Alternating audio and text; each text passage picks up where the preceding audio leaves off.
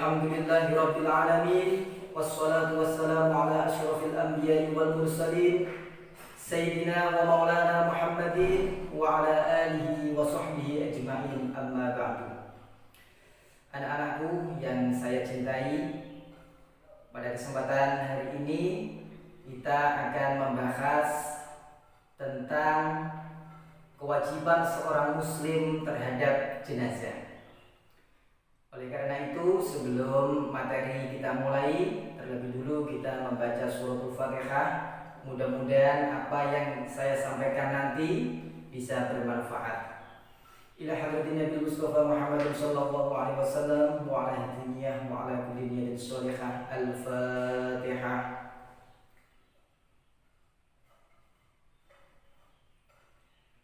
Terima kasih. Anak-anakku yang saya cintai, berkaitan dengan masalah pengurusan jenazah, ada 4 kewajiban terhadap jenazah yang mesti dilakukan oleh orang yang hidup. 4 hal ini dihukumi fardu kifayah. Fardu kifayah artinya harus ada sebagian kaum muslimin yang melakukan hal ini terhadap mayit. Jika tidak, maka semua satu desa ataupun satu kampung itu terkena dosa. Ini namanya adalah fardu kifayah. Anak-anakku yang saya cintai, di sini ada peta konsep kepedulian umat Islam terhadap jenazah. Yang pertama adalah memandikan jenazah. Yang kedua mengkafani jenazah. Yang ketiga menyolati, dan yang keempat adalah mengubur jenazah. 4 ini yang dinamakan pedulian terhadap sesama Islam. Kenapa kita harus peduli sama Islam? Ini sebagaimana yang ada dalam surat Ali Imran ayat 183. A'udzu billahi minasy syaithanir rajim. Bismillahirrahmanirrahim. Kullu nafsin dha'iqatul maut wa innama tuwaffawna ujurakum yawmal qiyamah faman zuhziha 'anil nari wa udkhilal jannata faqad faz wa mal hayatud dunya illa mata'ul ghurur. Tiap-tiap yang berjiwa akan merasakan mati. Di semua orang nanti pasti akan mati. Dan sesungguhnya pada hari kiamat sajalah disempurnakan pahalamu. Barang siapa dijauhkan dari neraka dan dimasukkan ke dalam surga, maka sungguh ia telah beruntung.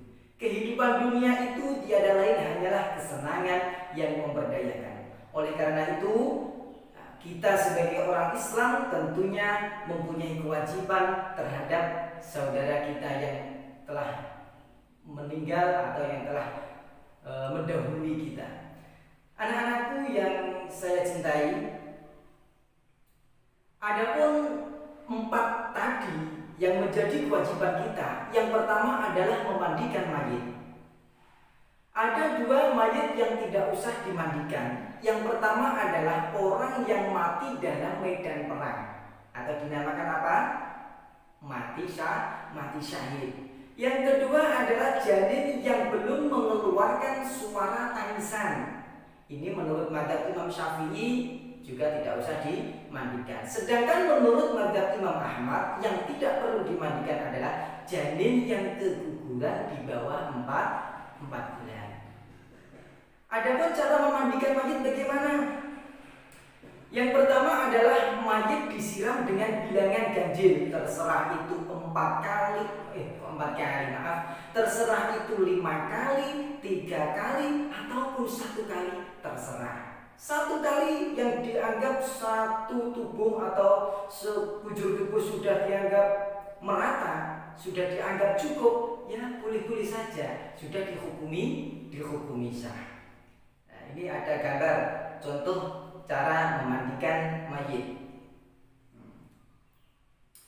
Selanjutnya yang kedua adalah mengkafani mayit. Mengkafani jenazah hukumnya sama, yaitu fardu kifayah. Adapun kain yang dipakai bagaimana? Yang dipakai untuk mengkafani boleh terbuat dari apa saja boleh. Hanya saja disunatkan berwarna putih, bersih dan menutupi semua aurat atau menutupi semua jenazah. Bukan cuma aurat saja tapi menutupi semua jenazah. Sebagaimana yang ada di kitab, diterangkan di kitab Fathul Qorib. Selanjutnya yang nomor 3 adalah menyolati mayit. Menyolati mayit ini ada 7 rukun. Yang pertama adalah niat di dalam hati. Yang kedua adalah berdiri bagi yang mampu, sebagaimana sholat biasa. Ketika kita mampu berdiri, maka harus dilaksanakan atau dilakukan dengan cara berdiri. Yang ketiga adalah melakukan 4 kali takbir tanpa rukuk dan tanpa sujud.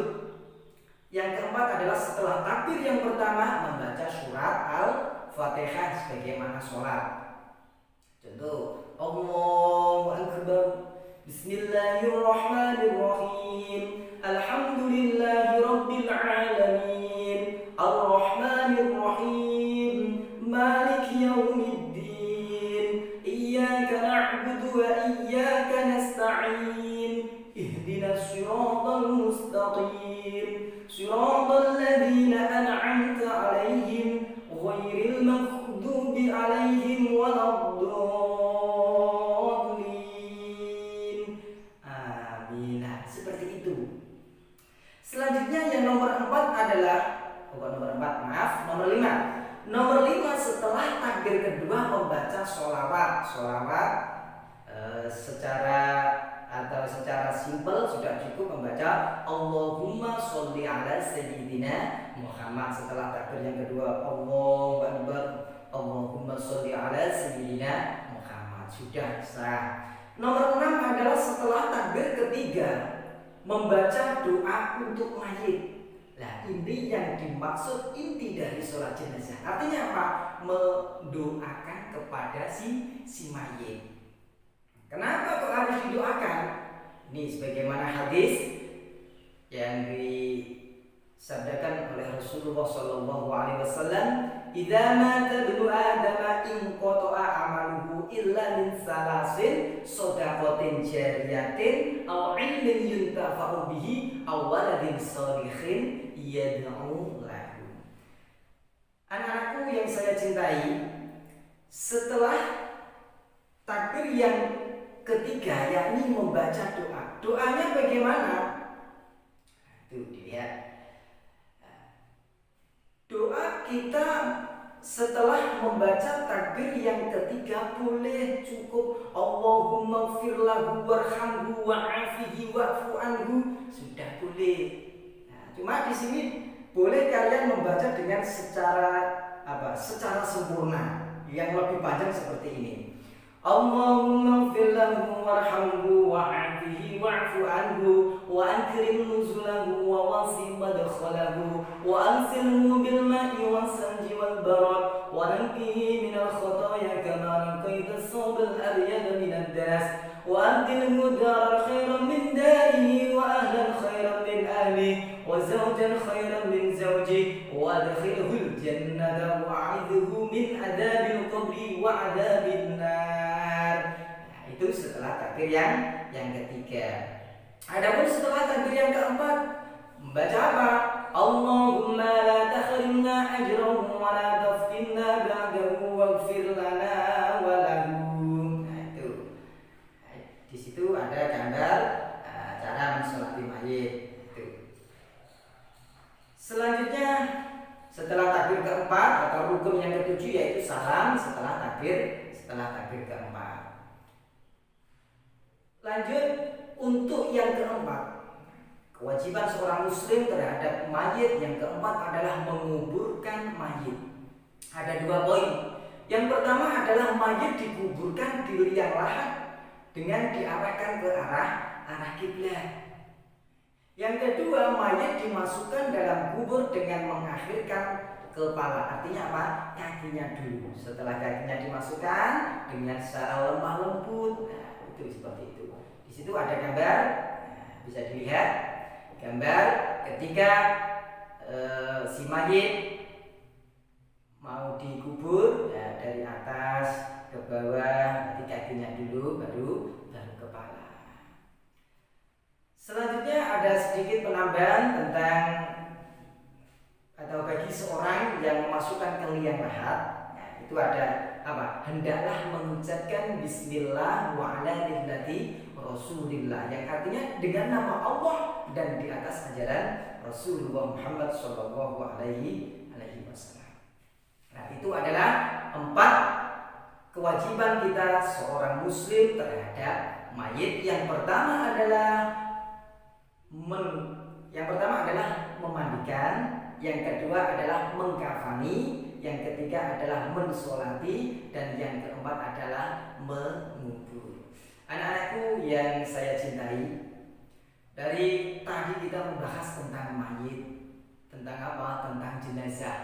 Pasti di dalam benak hati kita itu akan teringat sebuah kematian. Karena apa? Karena orang hidup di dunia pasti akan meninggal dunia, pasti akan meninggalkan dunia. Oleh karena itu saya teringat pada sebuah syair ketika saya masih waktu kecil. Syair dalam bahasa Jawa seperti ini. Dulur-dulur podo elingo, sira iku bakal lunga, ono akhirat bakal dilanjut, tiba enak tiba melarat. Mula sira sing ati-ati dadi wong urip bakal sangune urip duwe lan riyal, sangune mati ilmu lan amal. Sangune urip duwe lan riyal, sangune mati ilmu lan amal. Salatullah salamullah ala toha Rasulillah. Salatullah salamullah ala yasin habibillah. Nah, itu artinya apa? Bahwa orang yang masih hidup tentu atau pasti akan membutuhkan yang namanya fulus atau uang. Tapi ketika sudah dipanggil oleh yang kuasa, itu yang kita bawa apa? Cuma 2, yaitu ilmu dan amal. Oleh karena itu anak-anakku, meskipun selama ini atau kita selalu di musim pandemi seperti ini belajar dari rumah, pesan saya tetap semangat belajar, tetap semangat mencari ilmu. Untuk apa? Kelak mudah-mudahan kita menjadi anak yang soleh dan soleha, yang berbakti kepada kedua orang tua. Dan jangan lupa setelah selesai sholat mendoakan kepada kedua orang tua. Allahumma firli dhunubi wa liwalidayya warhamhuma kama rabbayani shaghiran.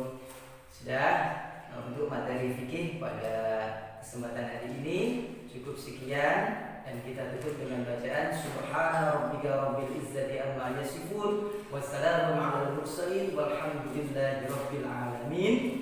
Dan dari saya wal afu minkum, wassalamualaikum warahmatullahi wabarakatuh.